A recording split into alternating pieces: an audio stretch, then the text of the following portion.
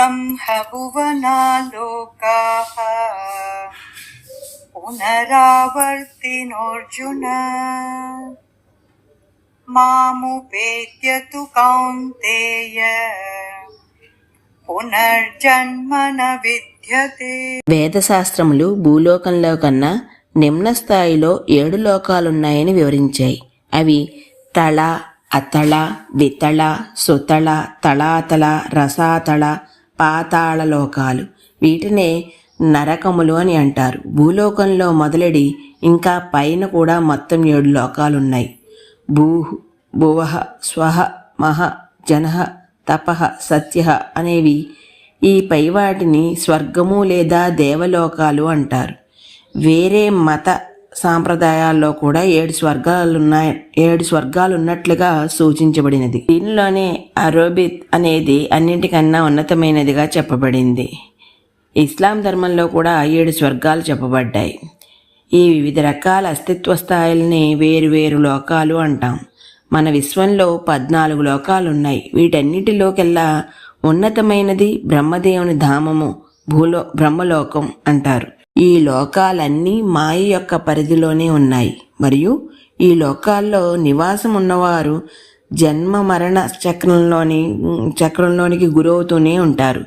శ్రీకృష్ణుడు ఇంత క్రితం శ్లోకంలో వీటిని దుఃఖాలయం మరియు అశాశ్వతం అని చెప్పి ఉన్నాడు. సహస్రయుగ పర్యంతం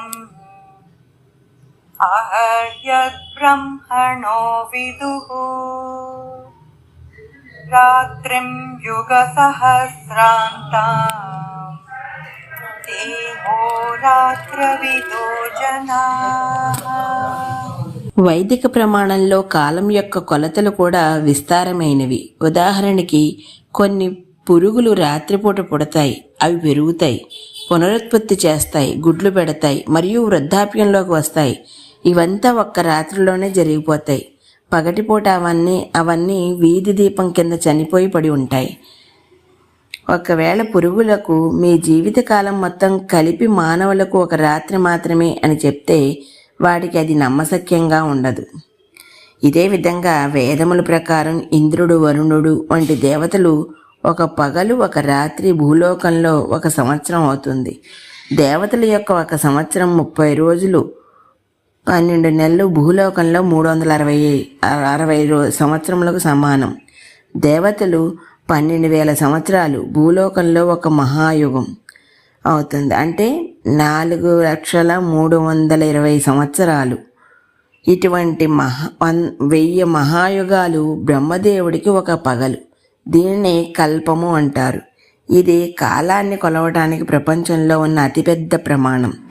బ్రహ్మ యొక్క 1 రాత్రి కూడా ఇంతే సమయం ఉంటుంది. ఈ లెక్కల ప్రకారం బ్రహ్మదేవుడు 100 సంవత్సరాలు బతుకుతాడు. భూలోక లెక్క ప్రకారం ఇది 311 ట్రిలియన్ 40 బిలియన్ సంవత్సరాలు. ఈరోజుకి ఎక్కడ తాగుతుందని మిగతాది రేపు చెప్తాను. అంతవరకు ధన్యవాదాలు.